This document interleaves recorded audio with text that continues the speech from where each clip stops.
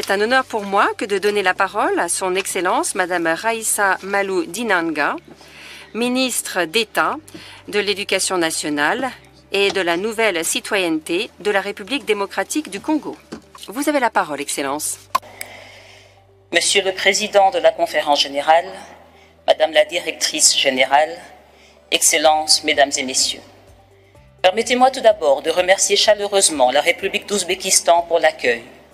Je rends hommage à Madame Audrey Azoulay, dont le leadership a insufflé à l'UNESCO un souffle nouveau, fidèle à son idéal fondateur, bâtir la paix par l'éducation, la science, la culture et la communication. Nous félicitons également le futur directeur général et lui exprimons notre plein soutien pour poursuivre l'œuvre de renouveau engagée au sein de l'UNESCO.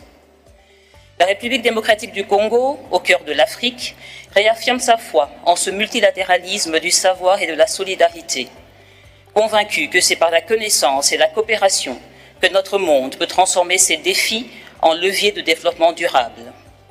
C'est pourquoi nous réaffirmons avec force que l'éducation constitue le moteur du changement social et du développement durable. Mon pays œuvre ainsi à bâtir un système éducatif transformateur, inclusif, résilient et innovant, capable de former les jeunes à la citoyenneté et de les préparer aux défis écologiques et numériques du siècle. Sous le leadership de son Excellence Félix-Antoine Tshisekedi Tshilombo, président de la République, notre pays a rendu effective la gratuité de l'enseignement primaire, permettant à plus de 5 millions d'enfants supplémentaires, en particulier les filles, d'accéder à l'école. Nous investissons également dans la formation initiale et continue des enseignants, dans la gouvernance éducative, dans la promotion de l'égalité des genres et dans l'intégration des compétences numériques et de la citoyenneté active au cœur des curricula. Engagés dans la ratification de la Convention mondiale sur la reconnaissance des qualifications relatives à l'enseignement supérieur et dans la mise en œuvre de la recommandation de l'UNESCO pour la science ouverte, nous appelons à la solidarité renforcée de l'UNESCO pour accompagner la transition numérique de l'enseignement. Parce qu'éduquer, c'est aussi préparer les esprits à comprendre et à transformer le monde, la RDC accorde une importance majeure à la science comme levier de transformation des sociétés.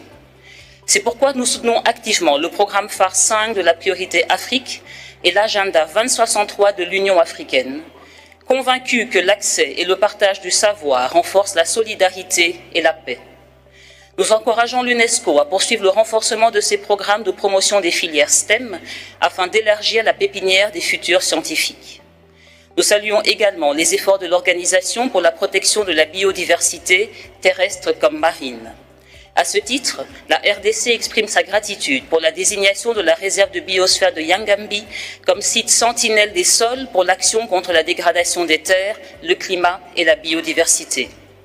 Nous souhaitons que la réserve de Luki, deuxième réserve biosphère du pays, bénéficie à son tour de la même attention et du même accompagnement scientifique.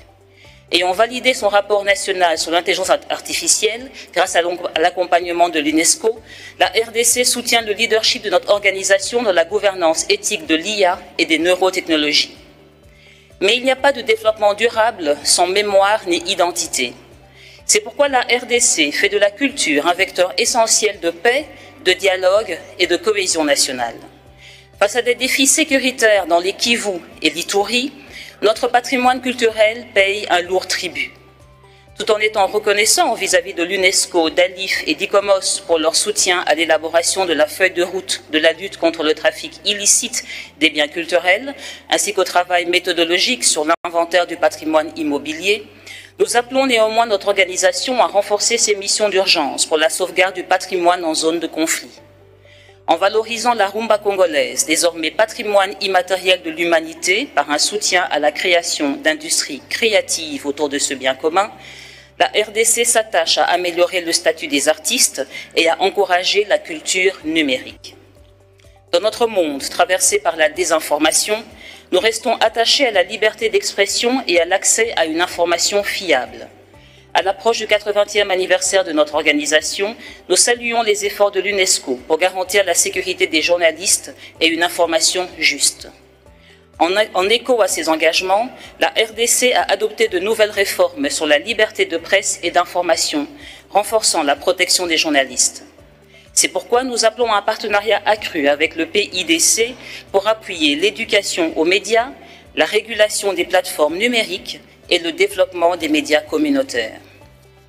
Pour conclure, nous demeurons pleinement engagés vers une UNESCO réformatrice, inclusive et ambitieuse, capable d'accompagner les transformations sociales et technologiques, ainsi que les évolutions culturelles de notre époque. Sous le leadership du président Félix-Antoine Tshisekedi Tshilombo, la République démocratique du Congo réaffirme sa conviction. Même dans l'épreuve, face aux blessures de la guerre et à la fragilité de la paix, c'est par l'éducation, la connaissance et la créativité que notre nation veut construire durablement la paix et l'avenir. Je vous remercie.